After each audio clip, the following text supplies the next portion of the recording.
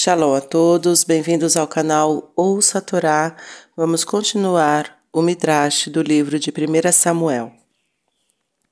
O povo de Beit Shemesh é punido.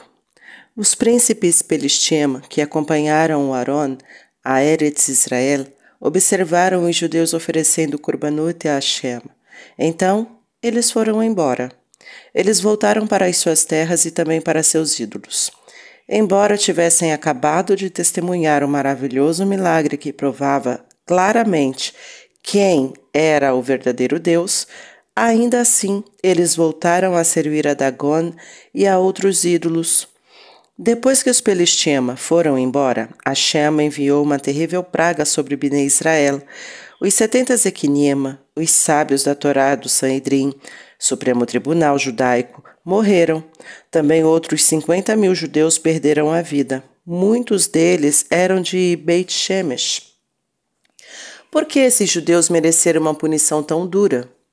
Hashem sempre espera um alto padrão dos líderes judeus e dos tzadikim. Ele estava com raiva por terem permitido que o Aron ficasse 7 meses na terra dos Pelishtim, sem fazer nada para recuperá-lo. Isso foi um Hilul Hashem.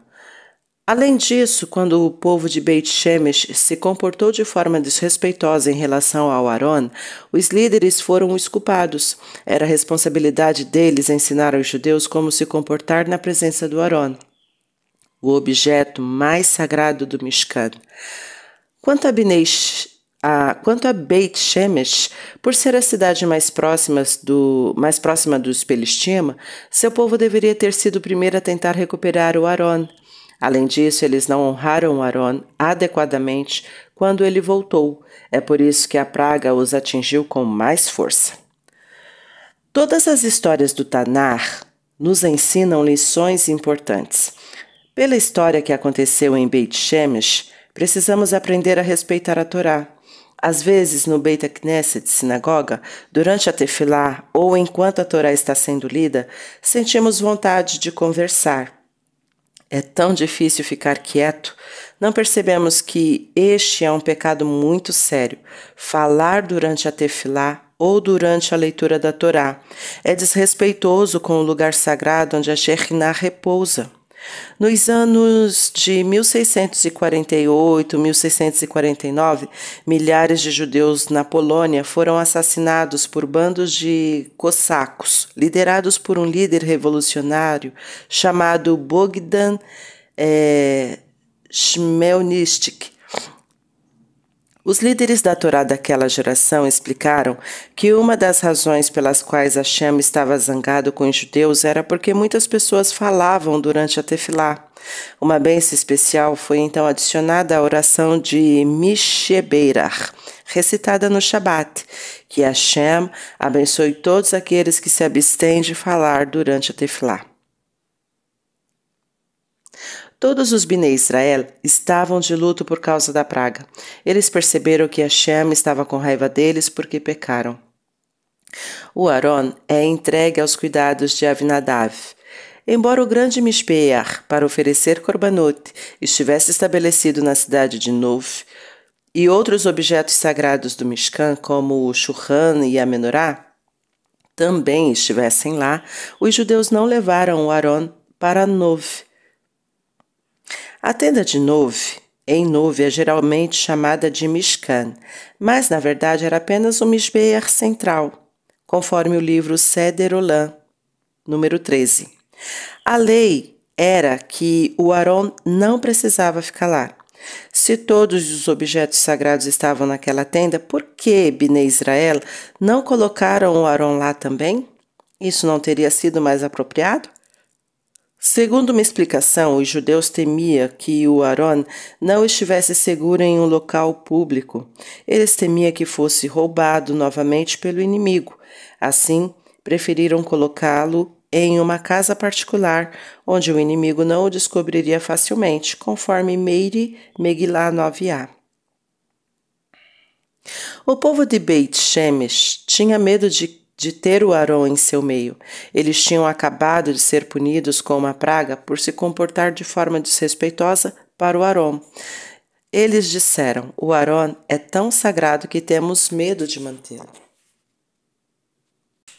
Porque podemos não lhe dar honra suficiente, vamos encontrar outro lugar para ele. Eles enviaram mensageiros para Kiriat Yearim, uma cidade situada na terra de Shevet Yehudá, anunciando: os Pelistim devolveram o Aron de Hashem. Por favor, deixem-no ficar em sua cidade. O povo de Kiriat Yearim concordou. Todos vieram dar as boas-vindas ao Aron quando ele foi trazido para a cidade. Eles pediram que Avinadav levasse o Aron para sua casa. Seu filho, Elazar, recebeu o trabalho de cuidar do Aron, que envolvia a limpeza da sala onde o Aron era mantido e garantir que pessoas de fora tratassem esse objeto sagrado com devido respeito.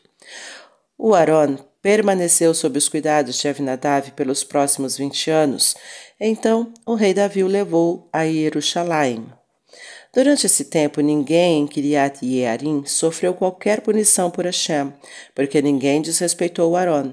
Por outro lado, Hashem também não trouxe nenhuma bênção específica na casa de Avinadav por cuidar do Aron, já que ele não honrou o Aron tanto quanto deveria. Shemuel, o juiz. Após a morte de Eli, Shemuel tornou-se o líder dos Bnei Israel. Ele também foi o juiz principal do Sanhedrin. O Sanhedrin era o mais alto tribunal da lei judaica. Sempre que um judeu tinha uma pergunta ou um processo judicial a ser apresentado ao Sanhedrin, ele precisava viajar para a cidade onde o Sanhedrin estava localizado. Naqueles dias, viajar era um longo e difícil processo. Não havia carros ou ônibus, toda a jornada era a pé ou nas costas de um burro. Podia levar dias, semanas, até meses para ir de uma cidade para outra, em Eretz Israel. Certamente havia muitos judeus que precisavam de ajuda do Sanhedrin, mas nunca conseguiam porque achavam a viagem muito difícil de empreender. Shemuel vivia na cidade de Ramá, na terra da Shevet Efraim. Ele poderia ter esperado que os judeus o procurassem quando precisassem dele. Ele também poderia ter enviado mensageiros para outras cidades de Eretz Israel para ensinar a Torá às pessoas e julgá-las. Mas Shemuel achou que isso não era suficiente. Ele pessoalmente queria ensinar e julgar o maior número possível de judeus. Ele sabia que Hashem não estava satisfeito com Bnei Israel porque muitos deles serviam ídolos. Foi por esta razão que Hashem fez os Pelistim derrotarem os judeus. Como ele poderia ajudar os judeus a melhorar? Somente alcançando o maior número possível de judeus e influenciando-os a observar a Torá adequadamente. Shemuel era um garotinho quando saiu de casa para passar o tempo todo servindo a Hashem. Agora não era diferente. Embora tivesse esposa e 2 filhos, ele sentia-se obrigado a deixar sua família para servir a Hashem melhor. Ele selou seu burro, despediu-se de sua família e viajou pelo país. Ele fez paradas em todas as cidades importantes como Beit El, Gilgal, Mitzpe. Depois de cada longa viagem, ele retornava para sua casa em Ramá. Em sua cidade natal, Ramá, ele montou um Mishbeach, onde oferecia korbanot, e organizou o Beit HaMidrash, casa de estudos, no qual seus alunos estudavam Torá. Muitos judeus se dirigiam a esse centro de Torá quando tinham questões difíceis sobre a Halahá, lei judaica. Shemuel nunca ficava em casa por muito tempo. Ele estava sempre em movimento.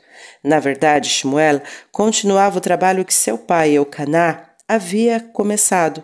Lembra como Eucaná viajava por muitas cidades a caminho do Mishkan para incentivar Bnei Israel a cumprirem a mitzvah de Aliyah Laregel, visitando a casa de Hashem para Yom Tov?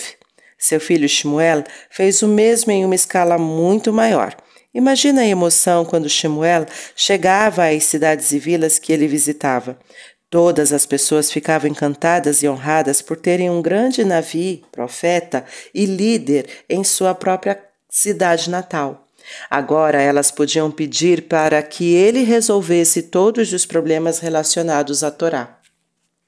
e poderiam aprender muito com ele. Você pode imaginar como havia pessoas generosas que desejavam convidar Shmuel para uma refeição ou para passar uma noite de visita em sua casa? Mas o convite deles nunca foi aceito, pois Shmuel nunca se beneficiou das posses de outro judeu. Embora fosse permitido ele aceitar essas ofertas generosas, ele sempre recusava. Ele sempre trazia sua própria tenda que continha roupas de cama, sapatos e comida. Agora você pode começar a imaginar que grande trabalho foi para Shmuel fazer as malas para uma viagem?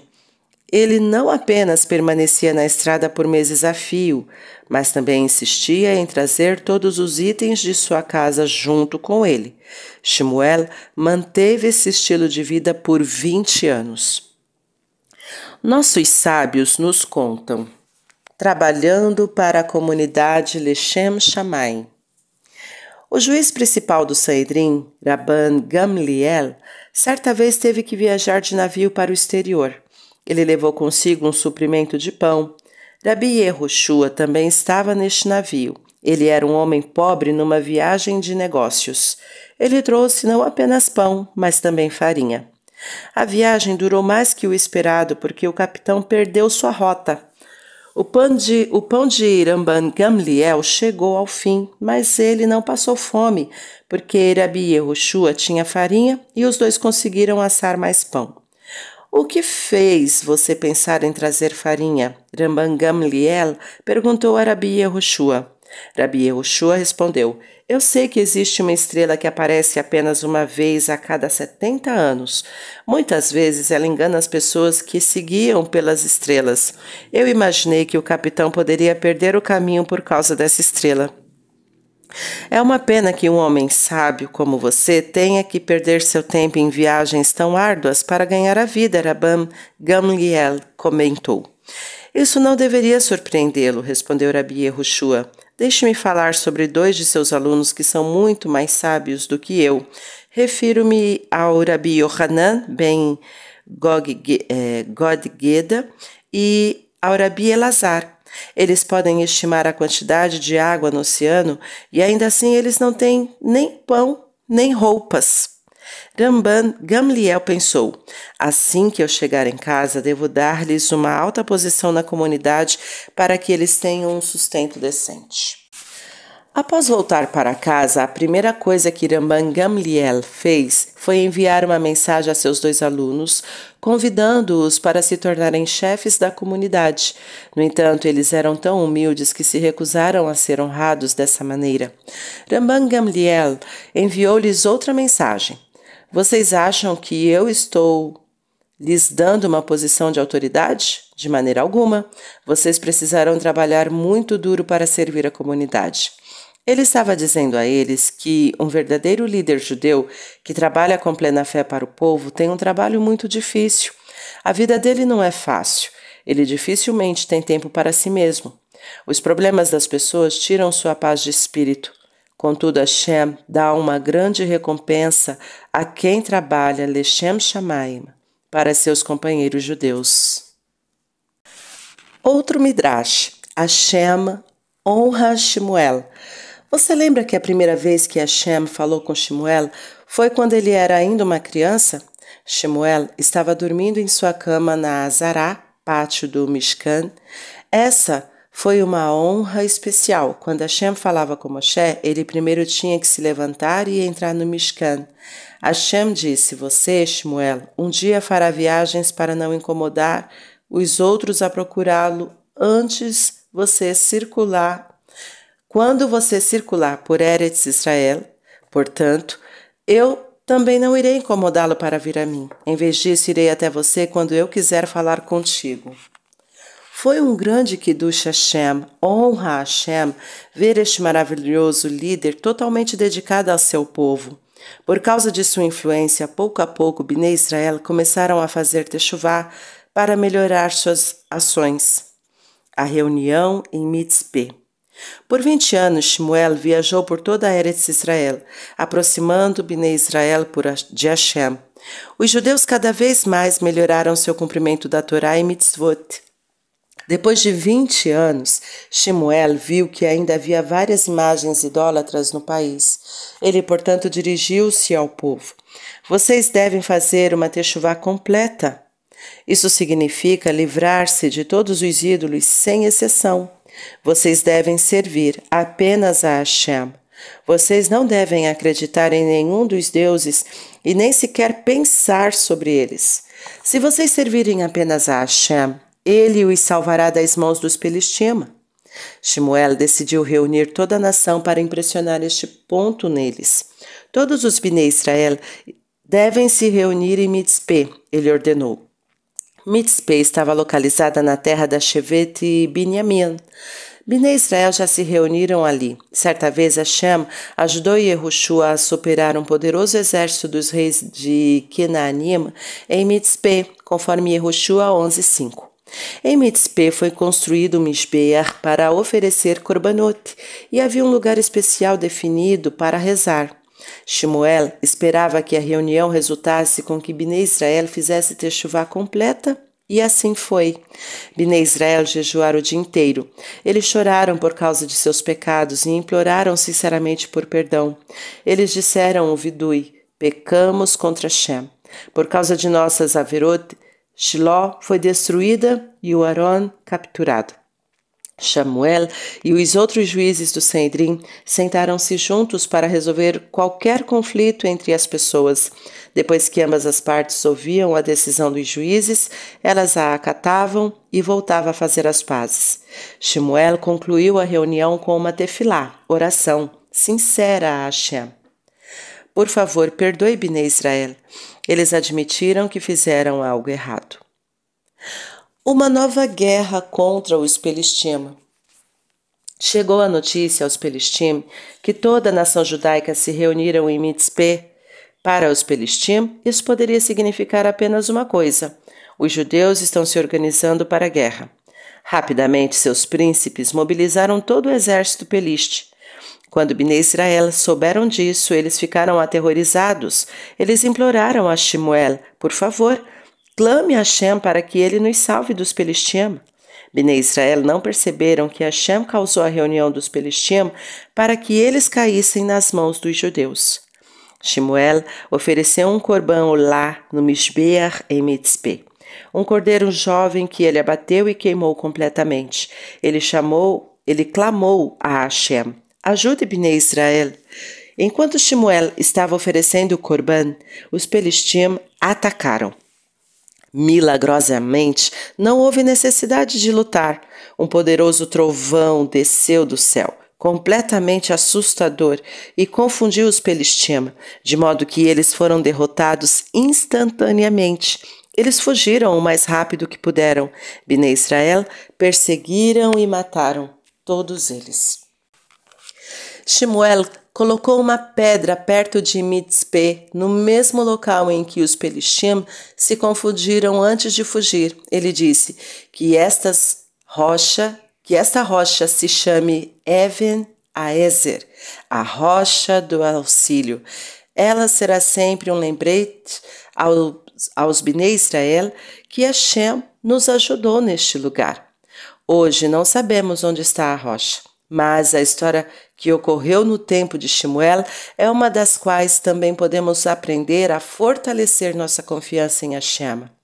Isto mostra claramente, quando Bnei Israel são tzadikim, Hashem os ajuda de maneira sobrenatural.